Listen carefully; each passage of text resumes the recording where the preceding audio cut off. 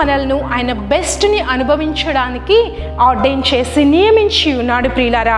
మరి అనేక మంది తక్కువ వాటితోనే సెటిల్ అయిపోతూ ఉంటారు. ఈ స్థితి నాకు చాలు, ఈ స్థితి నాకు చాలా కంఫర్టబుల్గా ఉంది, ఇంతవరకు నాకు చాలు అని సెటిల్ అయిపోతూ ఉంటారు ప్రియులారా. కానీ దేవుడు మన కొరకు కలిగి ఉన్నది ఉత్తమమైనది, శ్రేష్టమైనది, దినము మనము అభివృద్ధి పొందేలా చేసేదైనది. మరి మనం వాక్యంలో చూసినట్లయితే భర్తమయి అని పుట్టినది మొదలుకొని గుడ్డివానిగా ఉన్న ఒక వ్యక్తిని మనం చూడొచ్చు. యేసుక్రీస్తు భూమి మీద పరిచర్య చేస్తూ ఉన్నప్పుడు ఆ వ్యక్తి ఉన్న మార్గముగా వెళ్తూ ఉండగా మరి యేసుక్రీస్తు మెస్సయ మార్గముగా వెళ్తూ ఉన్నాడు అని తెలుసుకున్న ఆ గుడ్డివాడు మరి తానున్న స్థితిలో అలానే ఉండిపోవాలనుకోలేదు. ఎవరైనా నాకు ఒక 10 రూపాయలు ఇస్తే వాటితో నేను భోజనం చేసి నా కడుపు నింపుకుంటాను అనుకోలేదు. కానీ తానున్న స్థితి నుంచి విడుదల పొందాలి అని ఆశపడ్డాడు. కాబట్టి దావీదు కుమారుడు నన్ను స్వస్థపరచు అని యేసుక్రీస్తుని పిలవడం జరిగింది ప్రియులారా. యేసుక్రీస్తు ఆ యొక్క వ్యక్తిని పిలిచిన వెంటనే ఆ యొక్క వ్యక్తి తన పైబట్టను తీసివేసి దిగ్గున లేచి యేసుక్రీస్తుని సమీపించడం జరిగింది ప్రియులారా. హల్లెలూయా. ఆ కాలంలో ఎవరు భిక్షాటన ఎక్కువగా చేస్తారు అంటే రిక్రుంటి వారు, గుడ్డివారు, కుష్ఠవ్యాధి కలిగిన వారు. మరి వారికి ఏ జీవనోపాధి లేదు కాబట్టి వారు భిక్షాటన చేసుకుంటూ ఉండేవారు. ఆ యొక్క సాంప్రదాయాన్ని బట్టి వారికి ఒక పైబట్ట వేస్తారు. మరి ఆ వ్యక్తి ఆ పైబట్ట వేసుకొని మరి భిక్షాటన చేసుకుంటూ ఉన్నాడు.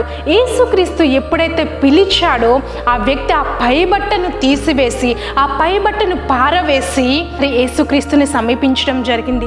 ఎందుకు ఆ వ్యక్తి పైబట్టను తీసేశాడు అంటే యేసుక్రీస్తు నన్ను పిలుస్తూ ఉన్నాడు, యేసుక్రీస్తు నన్ను పిలుస్తూ ఉన్నాడు అంటే ఆయన నన్ను స్వస్థపరుస్తాడు, ఆయన నాకు చూపును దయచేస్తాడు. కాబట్టి నేను మరలా తిరిగి ఇదే స్థితికి రావాల్సిన అవసరం లేదు, మరలా నేను ఈ పైబట్టే వేసుకొని భిక్షాటన చేసుకోవాల్సిన అవసరం లేదు. నాకు చూపు దయచేయబడుతుంది కాబట్టి నేను పని చేసుకుని జీవిస్తాను, నేను ఇంకా బెటర్ పొజిషన్కి వెళ్తాను, దేవుడిచ్చే బెస్ట్ నేను అనుభవిస్తాను అని తానున్న స్థితిని విడిచిపెట్టి మరి పరిగెత్తుకొని వెళ్ళి చూపు పొందుకొని ఆశీర్వదింపబడడం, స్వస్థపరచబడడం జరుగుతుంది ప్రియులారా.